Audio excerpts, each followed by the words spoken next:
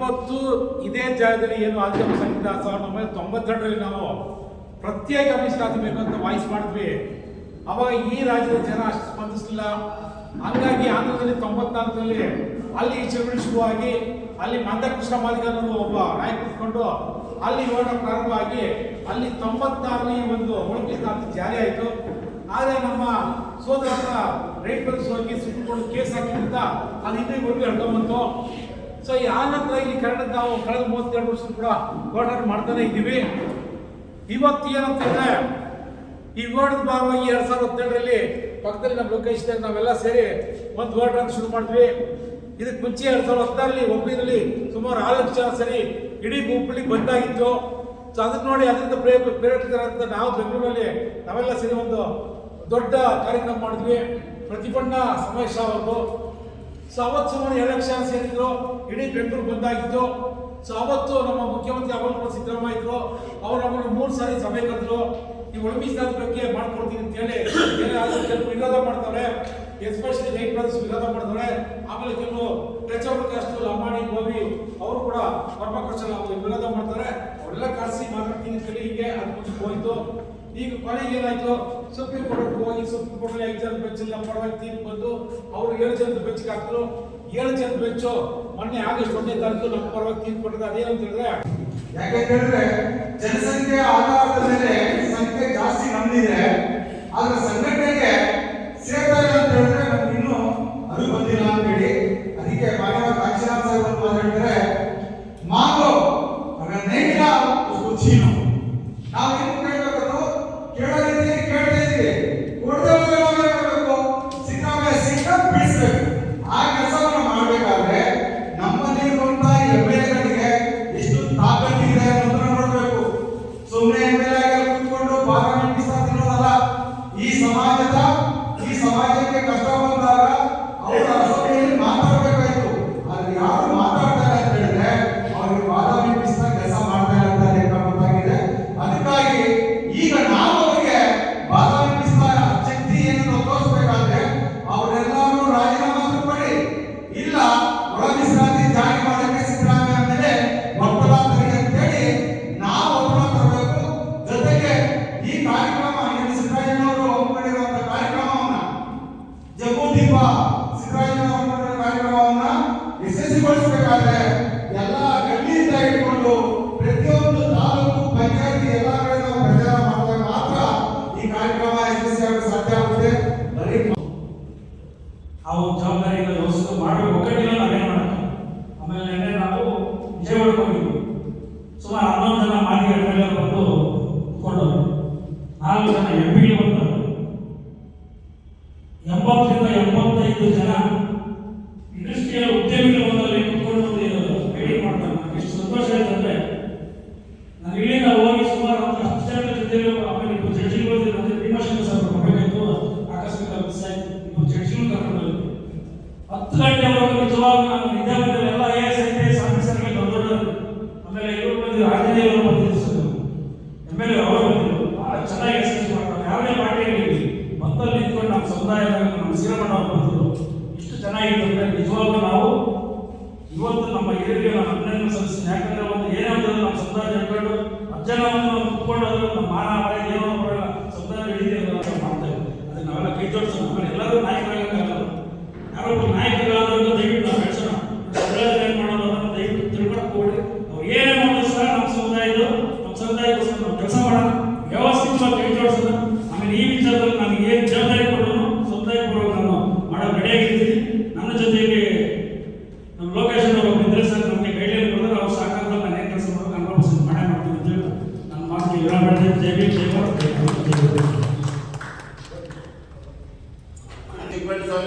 ನಾವೆಲ್ಲ ಹೋಗಿ ಡಾಕ್ಟರ್ ಖುಷಿದಿನ್ ಅವರು ಜೊತೆನೆಲ್ಲ ಹೋಗಿ ಆಂಧ್ರದಲ್ಲಿ ಎಲ್ಲ ಕೊಡಬೇಕಾದ್ರೆ ಜಗನ್ನಾಥ್ ಇದ್ರು, ವೆಂಕಟರಾಜ್ ಅವರು ಇದ್ರು, IAS ಆಫೀಸರ್ ಆಂಧ್ರ ತಮಿಳುನಾಡೆಲ್ಲ ಸೇರಿ ಇದ್ರ ಮೂಲ ಕರ್ನಾಟಕದಲ್ಲಿ ನಾವು ಹೋರಾಟ ಮಾಡಿದಾಗ ಆಂಧ್ರದಲ್ಲಿ ಕೊಟ್ಟಾಗ ಇದ್ದಂತ SC ಕಮಿಷನ್ ಅವತ್ತಿದ್ದಂತ ಮಲ್ಲೇಶ್ ಅವರನ್ನು ತಡೆ ಹಿಡಿದು ತನ್ನ ಸಂತೋಷಗಳೇ ನಾವೆಲ್ಲ ಆಗಿರೋದೆಲ್ಲ ಪ್ರತಿಯೊಂದು ನೋಡಿದ್ವಿ.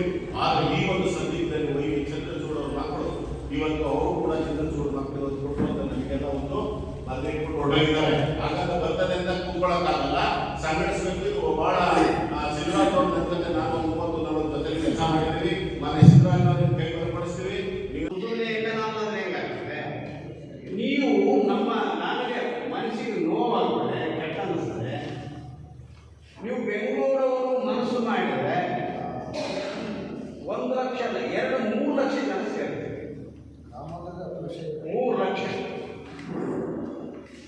ಅದರ ಪರಿಣಾಮನೇ ಬೇರೆ.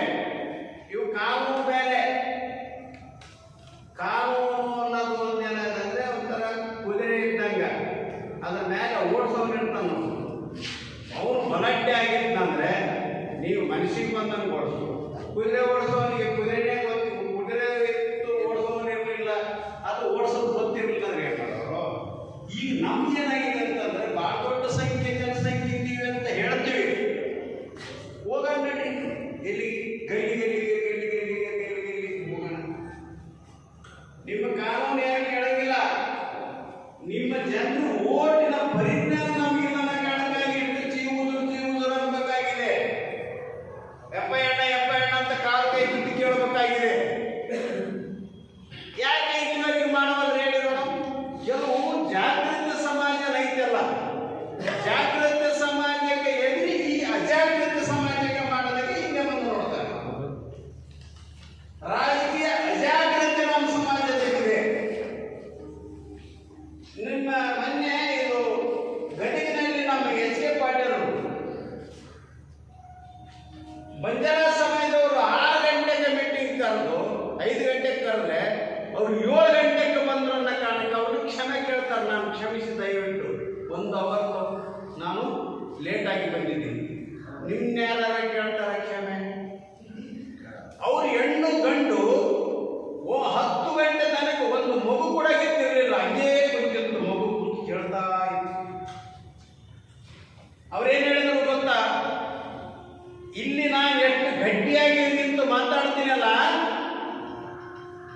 ಯಾವುದು ಕ್ಯಾಬಿನೆಟ್ನಲ್ಲಿ ಕೂಡ ಅಷ್ಟೇ ಗಟ್ಟಿಯಾಗಿ ಮಾತಾಡ್ತಾರೆ ನಿಮ್ಮ ಪರವಾಗಿ.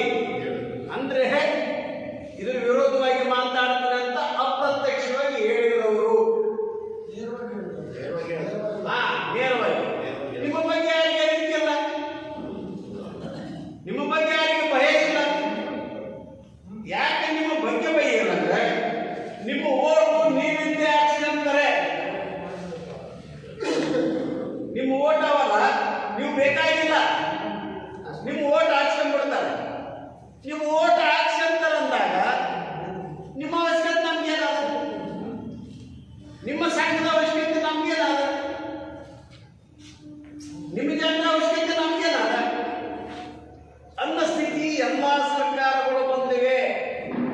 ನಿಮ್ಗೆ ಗೊತ್ತಿರಲಿ, ಮೊನ್ನೆ ಎಲ್ಲ MLAಗಳ ಮನೆಗೆ ನಾವೇನು ಟಮಟೆ ನಾದಗಳು ಶಬ್ದಗಳು ಅಂತೇಳಿ ಮಾಡಿದ್ರಲ್ಲ, ಎಷ್ಟು ಮಂದಿ ಹೋಗಿದ್ರು ಹೇಳಿ ನೋಡಮ್ಮ ಅಂತಂದು MLA ಮನೆಗೆ 3 ಜನ, 4 ಜನ, 5 ಜನ, 10 ಜನ, 15 ಜನ, 20 ಜನ.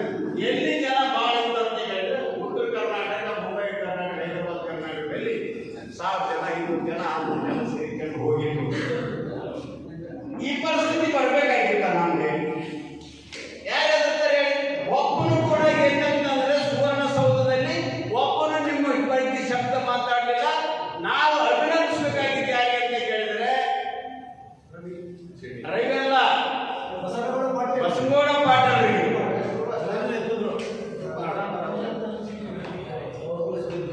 ಪಾಟೀಲ್ರಿಗೆ ನಾವು ಅಭಿನಂದಿಸಬೇಕಾಗ್ತದೆ. ನಮ್ಮ ಬಗ್ಗೆ ಧ್ವನಿ ಹಾಕಿದ್ರು.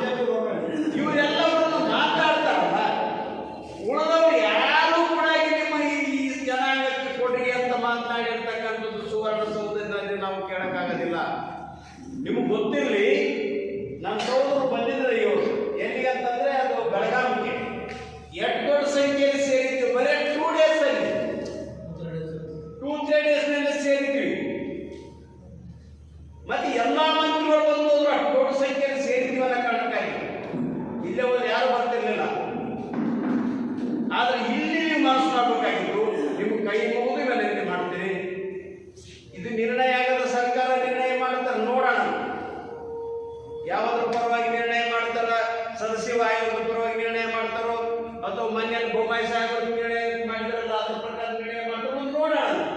ನೀವು ನಮ್ಮ ಜನಾಂಗನ ನಾವು ತೋರಿಸೋ ಮೂಲಕ ಇದನ್ನು ಮಾಡದೇ ಇದ್ರೆ ಇದನ್ನು ಮಾಡಿ. ಇದು ನೋಡಿ, ನೀವು ಡೆಲ್ಲಿನಲ್ಲಿ ಬ್ರಾಹ್ಮಣರಿಗೆ ಯಾವ್ದು ಇರ್ತಾರಲ್ಲ 10% ರಿಸರ್ವೇಶನ್ ಕೊಟ್ಟರಲ್ಲ, ಇದೆಲ್ಲ ಇಂಪೈರ್ ಡಾಟಾ ಅವು ಇವು ಎಲ್ಲ ತಗೊಂಡೆ ಉತ್ತರ ಕರ್ನಾಟಕಕ್ಕೆ ನಿಮ್ಮಲ್ಲಿ ಮೈಸೂರು ಕರ್ನಾಟಕ ರಾಜಕೀಯ ಸ್ಥಾನಮಾನಗಳು ಸಿಕ್ಕಿವೆ, ನಮಗೇನಿಲ್ಲ ನೋಡಿ.